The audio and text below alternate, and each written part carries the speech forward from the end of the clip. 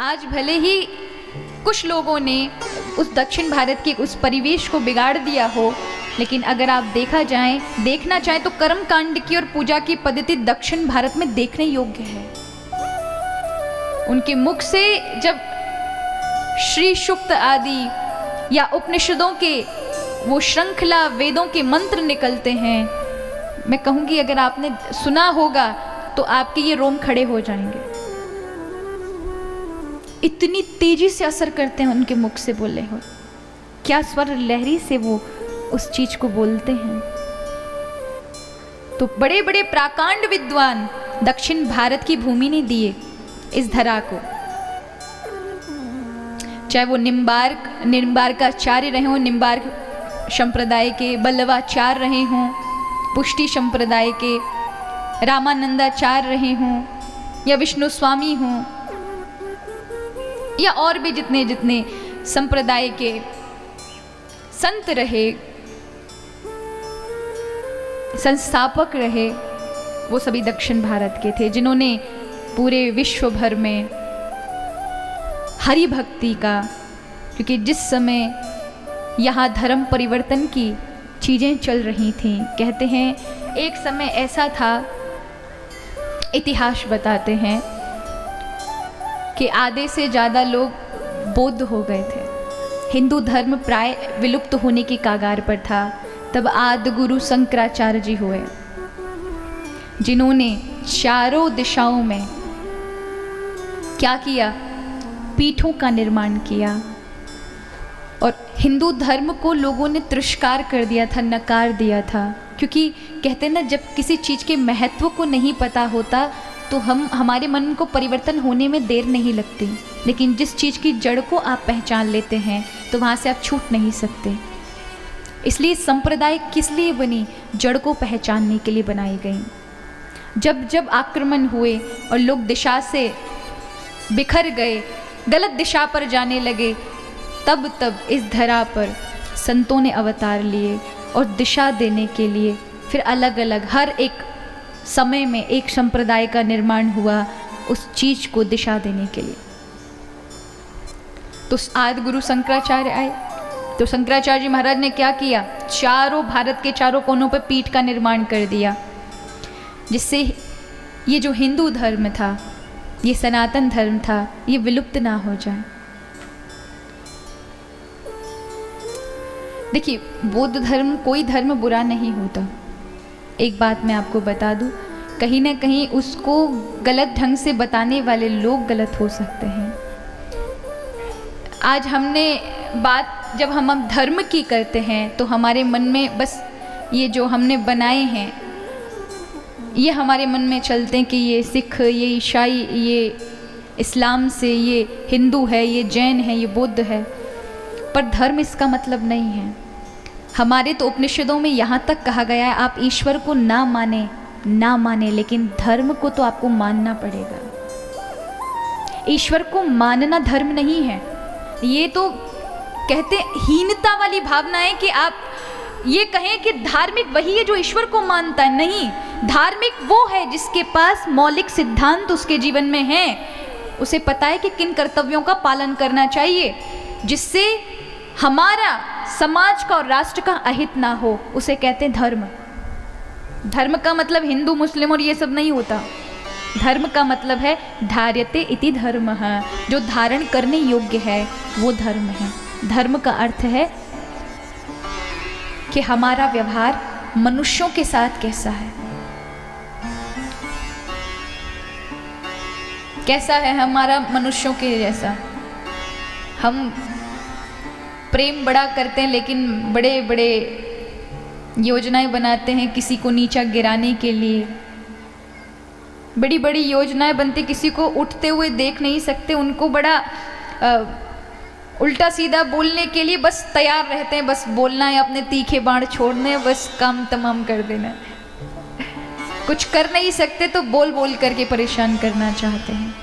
ये मनुष्यतर व्यवहार हो गया है हमारा, स्वार्थ में व्यवहार हो गया है। दिखाने को प्रेम की भाषा बोलेंगे, लेकिन मन में क्या चल रहा है कोई नहीं जानता।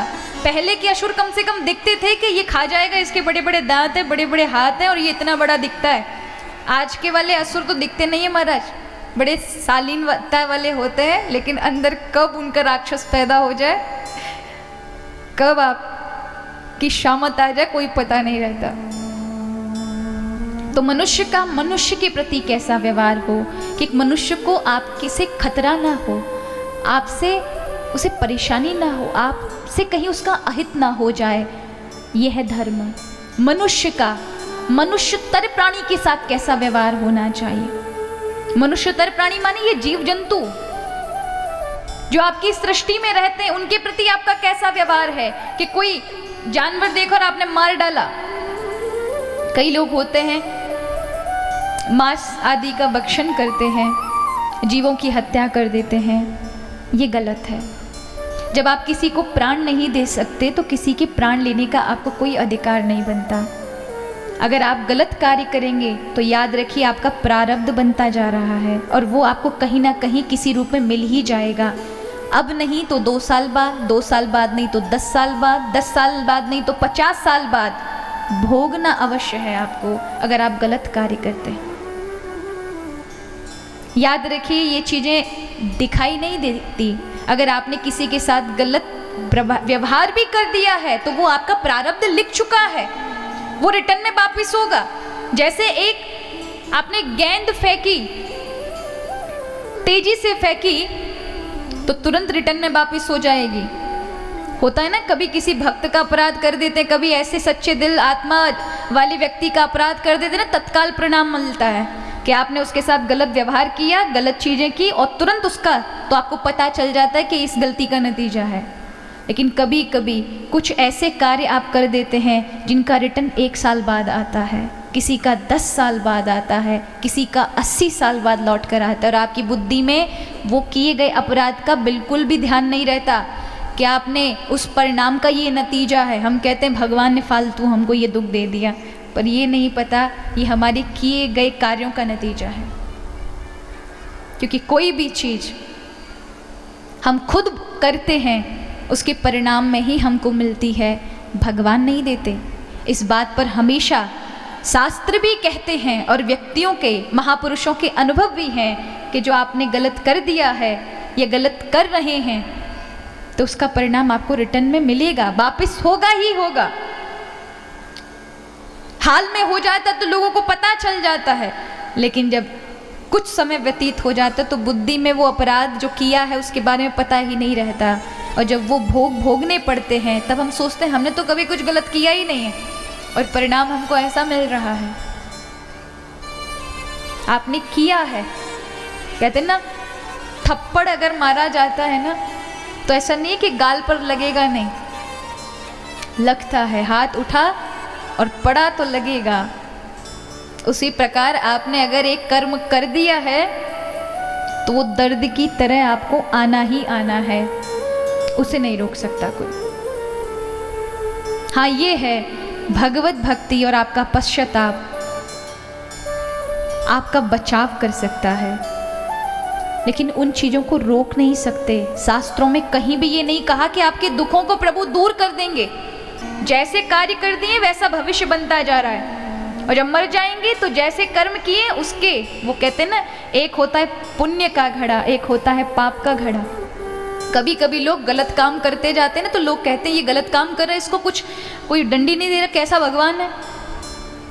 याद रखिए वो इसलिए उसको दंड नहीं मिल रहा क्योंकि उसके पुण्य उसका बचाव कर रहे हैं। वो गलत कार्य करता है, उसके पुण्य खत्म हो जाते उतने ही। जिस दिन उस पुण्य का घड़ा खत्म होते ही उसको परिणाम मिलने आरंभ हो जाएंगे, और ऐसे परिणाम मिलेंगे क्योंकि उसके पाप प्रबल हो जाएंगे, क्योंकि पुण्य का लेश बचा नहीं है। जब व्यक्ति गलत काम करता रहता है तो याद रखिए उसके पुण्य के वो जो घड़ा में से निधि है वो जाती रहती है, जाती रहती है, जलती रहती है, उसे बचाने के लिए कि उसका दुष्परिणाम उसको ना मिले। लेकिन जैसे ही वो खत्म हुई तो पापों के घड़ा प्रबल हो जाता है, उसे घेर लेता है और फिर महान दुख की प्राप्ति होती है। तो इसलिए कहा कि जो आपने कर दिया है उसी से आपके भविष्य का निर्माण है। उसी के अनुसार फिर आपके देखे जाते इसने क्या पुण्य क्या पाप किया, उसके अनुरूप इसको जन्म, वैभव, आयु ये सब दी जाती है।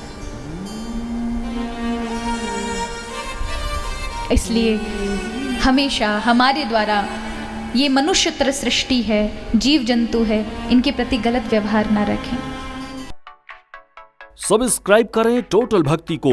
अब हमारे वीडियोस को सबसे पहले देखने के लिए बेल आइकन को दबाना ना भूलें।